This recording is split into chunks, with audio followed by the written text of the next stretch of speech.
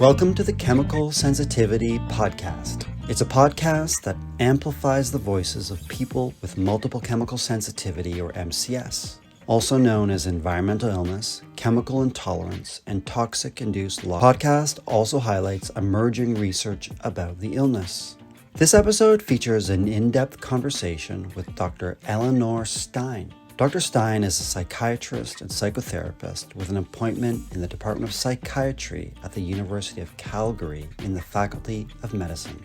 For over 20 years, Dr. Stein has been intensively learning about diagnosis and management of environmental sensitivities, or MCS, myalgic encephalomyelitis, chronic fatigue syndrome, and fibromyalgia. Dr. Stein is one of just a handful of experienced clinicians for these conditions in Canada and is involved with two research teams providing clinical expertise on these issues. Her website is www.eleanorsteinmd.ca, and I'll provide a link to Dr. Stein's website wherever you find this podcast. In our conversation, Dr. Stein talks about why many people with MCS experience anxiety, but she makes the important distinction that anxiety is a natural response for people who have to constantly navigate a world that makes them ill. And she insists that MCS is fundamentally not an anxiety disorder. We also talk about the ways that many folks with MCS are dismissed or misdiagnosed by medical professionals, and how this can contribute to experiences of anxiety. And lastly, Dr. Stein talks about some of the ways people with the illness can manage it. I hope you enjoy the conversation. We release new episodes twice a month. And the best way to never miss one is to subscribe for free wherever you get your podcasts. Leave a review on Apple Podcasts. It's a great way to help others learn about the podcast. And follow us on social media. Just search for the Chemical Sensitivity Podcast or Podcasting MCS. Thanks so much for listening. Well, Dr. Stein, thank you so much for taking time to podcast. You're welcome, Aaron. So I wanted to invite you to talk a little bit for folks who may not be very familiar or who are new to multiple chemical sensitivity. As a physician, and as a physician who's worked with folks with chemical sensitivity for a long time, without going into understand it as an illness. Well, you know what? It's a difficult illness to understand because so little is known. So that's probably the biggest problem that we face in the field. The definition of MCS, the international agreed upon definition, is that people with MCS react badly. They develop symptoms in response to really low, sometimes even tiny concentrations of chemicals. And probably MCS you could include in that chemicals and foods, right? Those would be the two most common things, and drugs. So basically anything that's coming into the body through the mouth or the nose could be a problem for people with MCS. So the key, I think, where it's problematic for the average person to understand is that the concentrations are so small that the average person doesn't react at all. Therefore, MCS is crazy or neurotic or something like that. The symptoms have to be in response to multiple different triggers. So that's where the word multiple comes in. And the symptoms have to be in multiple parts of the body. The other really key thing about MCS that I think is important to know is it's generally not considered the same as chemical toxicity. So toxicity is when a person is exposed to a chemical and it permanently damages some aspect of their cells or their functioning. And to the best of, I know some people disagree with me, but to the best of my understanding, MCS is generally reversible if people can get away from triggers long enough for whatever part of their body was affected to recover. I wanted just to pick up on that point. I don't believe you're saying it's curable necessarily. Am I understanding correctly? Are you saying Right. that it can be managed? Well, it's actually really, really hard to manage because in real life, it's virtually impossible unless you live like way out in the country, far from any exposures, farm chemicals, for example, or pollution, it's really hard to avoid exposures enough to not trigger symptoms. So although the definition says if you could just stay away from these exposures, no permanent damage has been done, but in real life, especially for someone living in a city or even Back and ask you, Dr. Stein, how did you first become interested in this work? I mean, as a physician, you can choose virtually any kind of illness to look at. Is multiple chemical sensitivity right. something that you've personally experienced? If so, is that part of what led you to focus on the condition in your practice? Yeah, absolutely. I would say I was chemically sensitive my entire life. I remember, and I would say both my parents were, so I'm sure in my case it's genetic. And my entire life, when I would be exposed to chemicals, I would feel extremely unwell. And exposed to chemicals, I would feel extremely unwell. And I remember with regret that I had a very close friend who developed MCS in high school, and I didn't believe her, right? Because her symptoms were so much more like I hadn't put two and two together in regards to my own health. And that one shouldn't do. I was very dismissive of her and thought she was a bit crazy. So it's really hard. Like I've had personal experience really on both sides of the fence. On that note of genetics, is chemical Mhm. sensitivity an illness that people can inherit? I think the honest answer is we just don't know. There's a couple great studies. One of them is from Italy, and one of them is from the Environmental Health Center in Toronto, showing that certain what we call SNPs, single nucleotide polymorphism, so certain genetic variants seem MCS. And so I don't think it's strong enough to say this disease is caused by genetics. Perhaps in some people, the genes are a predisposing factor that makes some people more at risk because the trigger for MCS is chemical exposure. So pretty much without that, it doesn't develop. So I wouldn't say genetics is the cause, but I would say it may put people higher at risk so that if they are then exposed to a high enough dose of chemicals, they may develop MCS. I want to dive into order, but before that, I wanted to ask you, Dr. Stein. I interviewed Dr. Shahir Masri from the Hoffman Tilt group in San Antonio, Texas, that they research chemical sensitivity in an in-depth way. And he said that roughly 18 to 36% of the population in the United States degree of multiple chemical sensitivity. What's your assessment of how common multiple chemical sensitivity is in, let's say, the so-called developed world? I'm probably not the expert on that. I just rely on research. So, the research that I find credible is by Dr. Anne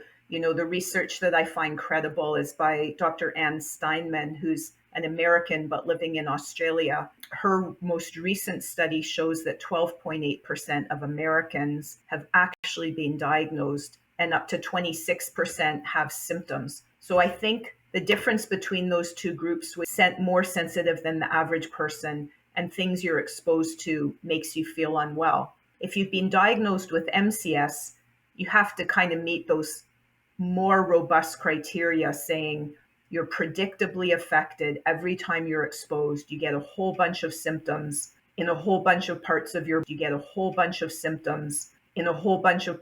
body, and they linger until you can get away from it. And probably the biggest difference would be people with MCS, it's disabling.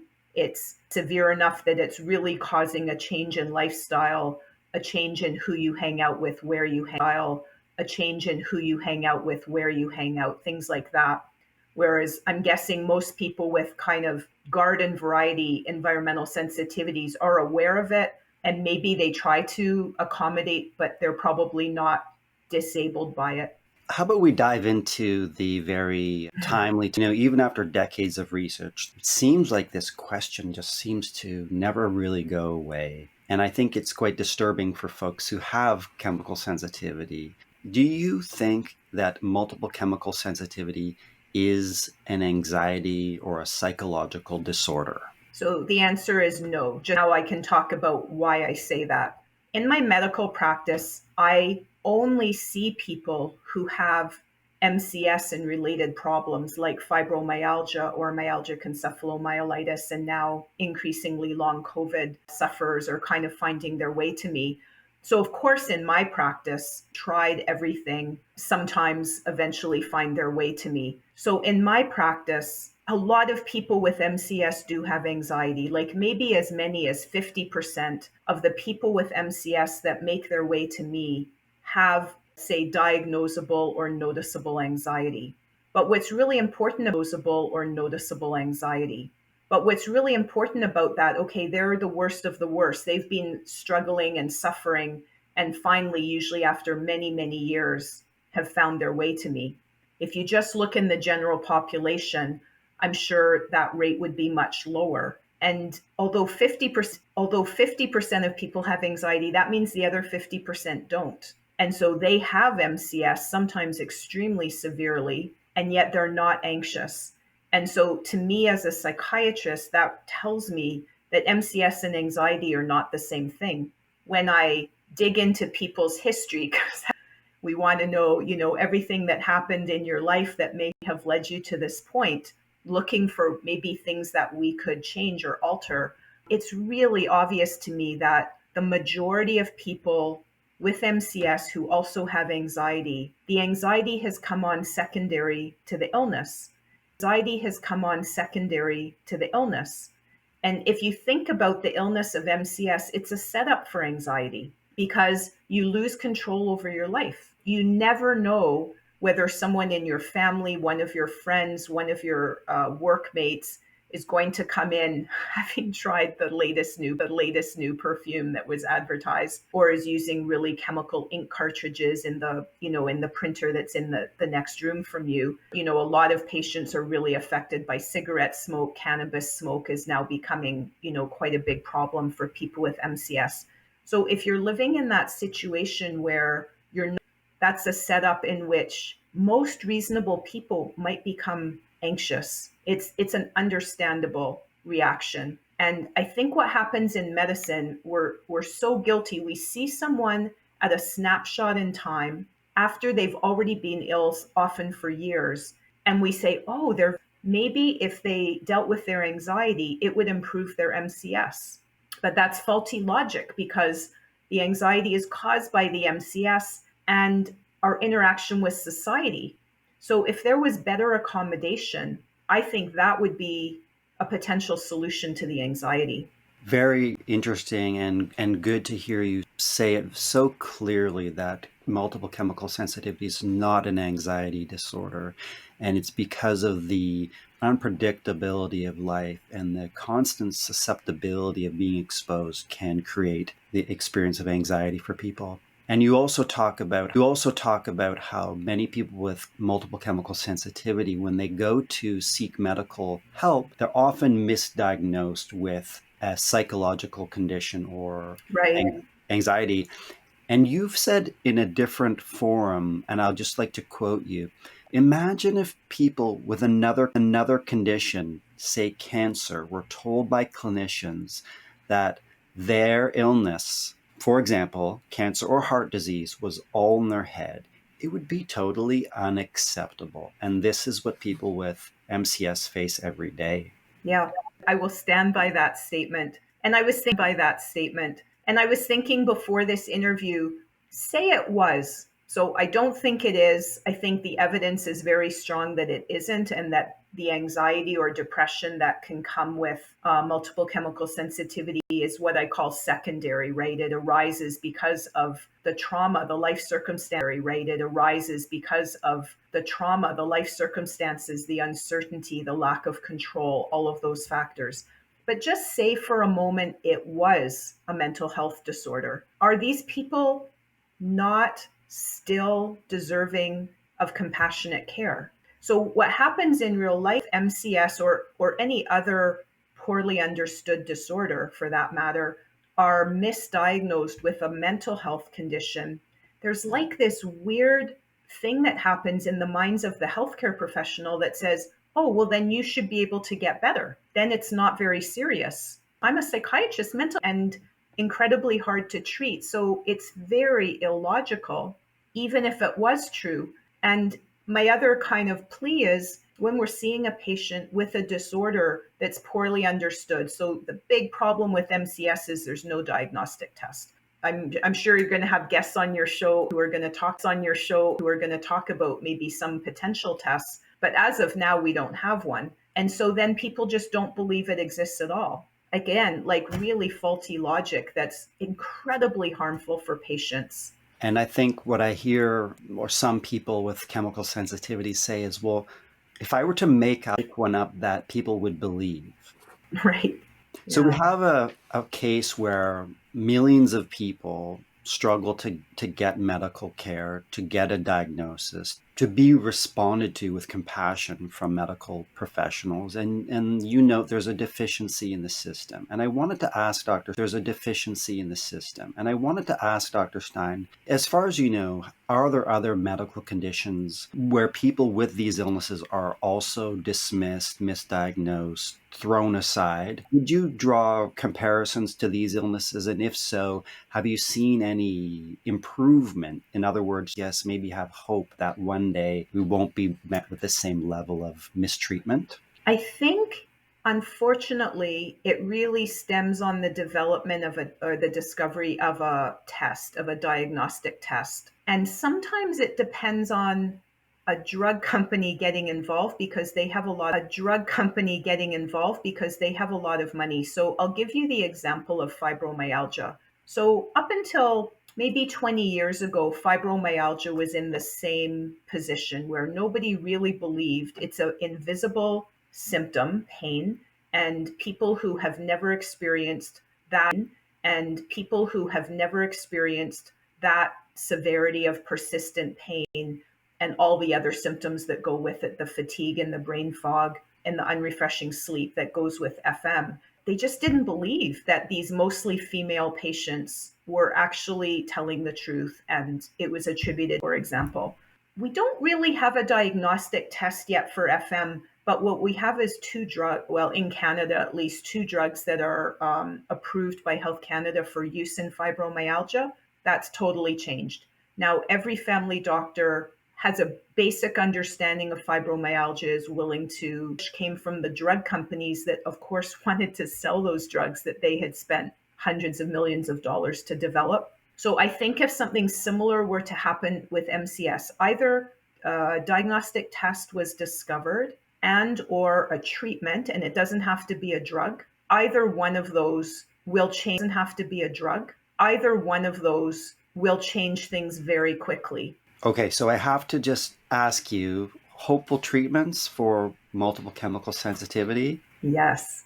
So I know this is a fraught question, so I'm going to try to say it as carefully as I can. So again, to myalgia, I've just been watching the fourth virtual international conference on fibromyalgia, and last year I watched the third one, so it's an online conference. Very, very high level of research presented at the conference. And one of the leaders in the field, Dr. Daniel Claw, he's probably my current field, Dr. Daniel Claw, he's probably my current FM hero. He talked about how it's very, very clear with hundreds of research studies supporting it that fibromyalgia occurs in part because of what we call central sensitization, meaning the brain gets more and more sensitive to painful or even non-painful physical triggers. And in the field of pain is so far progressed that we just know this for sure. It doesn't mean that there's nothing else going on in FM, but I'm not going to, go into that because this is my belief from my clinical experience and my own personal experience is that something similar may be contributing to MCS. So it doesn't cause MCS or it doesn't trigger MCS. That's clearly chemically related. It doesn't predispose to it. That's probably genetic, although now in fibromyalgia, they're finding that there are certain genes or genetic variants that predispose to this central sensitization. And I just heard something new this week in the conference that it turns out women are more likely to develop central sensitization than men. More women have FM than men. More women have MCS than men. And the symptoms of getting more and more sensitive over time to more and more things at lower and lower exposure levels is very suggestive of central sensitization. Also, people with FM and chronic pain who have central sensitization often develop sensory sensitivity. So that's where the overlap comes between MCS and, say, things like fibromyalgia. I wanted to ask, for folks who are having difficulty finding a healthcare provider who will acknowledge and treat them with dignity and compassion, do you have any suggestions about where they can go? It's really tricky. We only have 2 environmental health clinics in Canada that see people with MCS, one in Toronto, one in Fall River, Nova Scotia.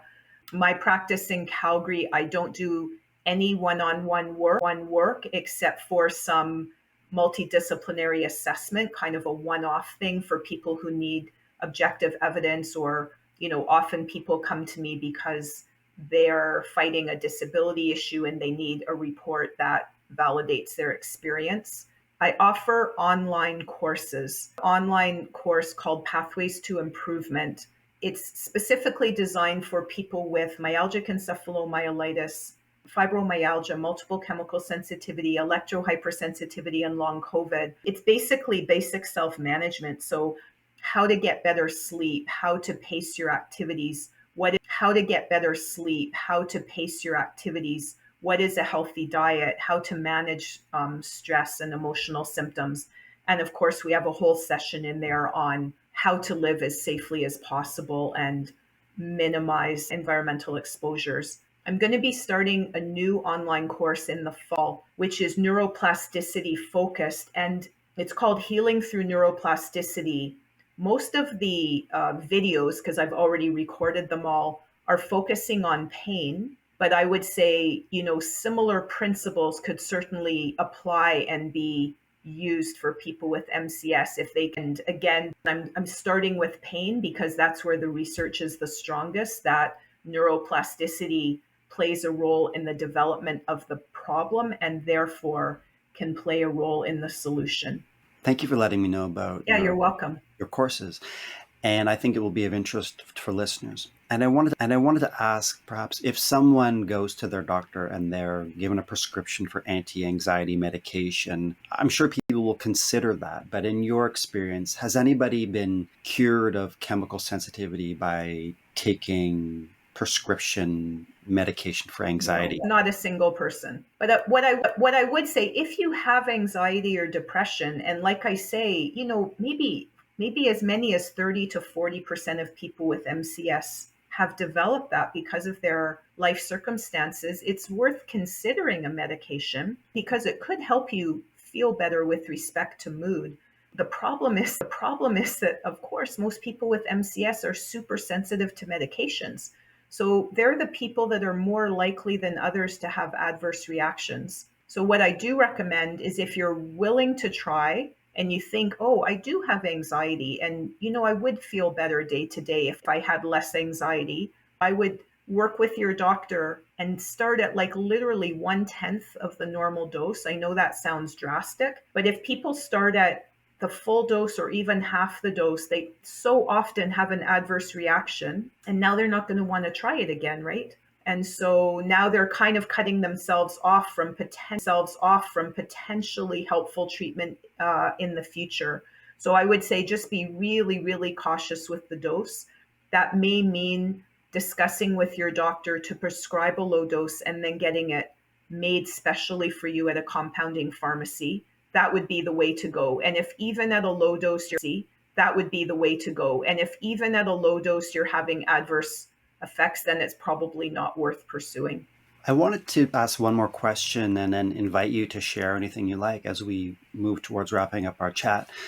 The way you've described it, the unpredictability, the difficulty of navigating the world, counter any number of chemicals, what feels like an instant anxiety response in my brain. And because I'm not a scientist of any kind, I don't know how to explain it. It doesn't quite feel like the secondary anxiety response because of course, there is sort of like a fight or flight, like, oh, I have to get out of here quickly. How much did I breathe in, etc.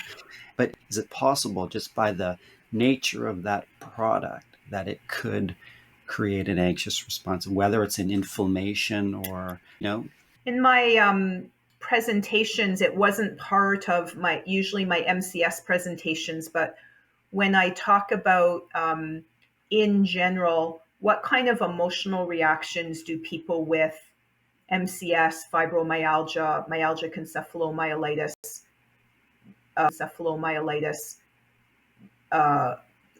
experience? And I divide it into 4 parts. And one of the parts I call environmental, so meaning exactly what you've just said, that chemicals affect the brain, right? You breathe them in and affect the brain, right? You breathe them in, and I don't, there's 80,000 chemicals, and I'm not a toxicologist, but I'm sure that there are chemicals that have a direct impact on the brain that cause the neurons to release neurotransmitters or immune molecules, because we have an immunal symptoms directly. So I can't quote a paper, but the chances of that none of the 80,000 chemicals impact mood would be pretty hard to believe. So I'm sure that's true. Thank you for explaining that. And I want to thank you very much for your time and for sharing. Everything you've shared. I think it's going to be enormously beneficial for folks who are asking and looking for these answers to some of these very pressing questions, which never seem to really go away, in spite of the fact that we hear time and time again from, or maybe we just need to say it more. So thank you very much for sharing everything you've shared. Would you like to say anything more before we wrap up our chat? No, I don't really have anything to say other than, Aaron, your podcast is going to be part of the solution, because I would say up until now, we haven't had many voices, advocates or from the profession. There's been a few people like Dr. Lynn Marshall, who some of you know recently passed away, who is just this unbelievable advocate for over 50 years for people with MCS, and her loss is enormous. And it leaves a big gap, which hopefully will attract other younger people to really fight, because regardless of the cause of MCS, and I'm one of these people, I just want to find out the truth, right? I don't really care in the end. Is it a psychological problem? Is it a chemical problem? Is it a brain sensitization problem? I don't really care, as long as we have accurate information that will help people get better. So the more voices that are out there, pushing us to try to find out that truth, the better. My sensation of researchers, physicians, scientists who did an enormous amount of work, they helped create a really important level of awareness around multiple chemical sensitivity. As someone who's looked quite closely at the research that's being done currently, I often feel a sort of level of, I don't know how to say it, a bit of concern that perhaps there isn't enough, or there needs to be more research being done because of what appears to be the growing number of folks developing MCS. So maybe as a final question, Dr. Stein, do you have a sense is being done to keep the conversation going? And if not, what will it take? Because it's not the most well-funded area of research. So what will it take? So, yeah, again, that's a really clear answer. Clearly, there isn't anywhere near the amount of research that we need. And even comparing research for MCS with research in fibromyalgia or myalgic encephalomyelitis, MCS falls, there's almost none, basically. I think what it's going to take, and again, looking at these other fields, is it's going to take relentless advocacy on the part of patients and the group of people who are sensitive to chemicals is getting larger and larger, almost certainly because the amount of chemicals in our environment is getting greater and greater. It's going to take those people lobbying hard and lobbying and provincially to make a difference. That's what's happened in the other, like, for example, with ME, that I'm quite actively involved in. The research that we finally got funded in 2019, so literally after nothing from CIHR for decades, we got a big team grant, and it was primarily due to decades of advocacy from very intelligent, determined, relentless patients. And I think MCS is going to require the same. It's unfortunate that it requires the victims of the disease to do the hard work, but I think realistically that's what it's going to take. Well, thank you very much. It's an important note to end on, and it's something that I've explored with other researchers, but it's encouraging to see that a lot of people are just being very vocal, expressing themselves online and on social media, and I think that's also really encouraging to see, and I hope the powers that be are going to start listening. Dr. Stein, thank you again for everything you've shared and for all the work that you do to support people with multiple chemical sensitivity. I really appreciate it. Thank you, Aaron, and thanks for all you're doing to move things. Thank you, Aaron, and thanks for all you're doing to move things forward. That brings us to the end of this episode of the Chemical Sensitivity Podcast. Thank you very much to Dr. Eleanor Stein for taking time to speak with me. The podcast is produced by me, Aaron Goodman, Danny Penaloza, and Emma Bolsner. We release new episodes twice a month. Subscribe for free wherever you get your podcasts. Leave a review on Apple Podcasts and follow us on social media. Search for the Chemical Sensitivity Podcast or Podcasting MCS. And if there's someone you'd like to hear interviewed on the podcast or a topic you'd like us to explore, just sensitivitypodcast.org. And thanks so much for listening.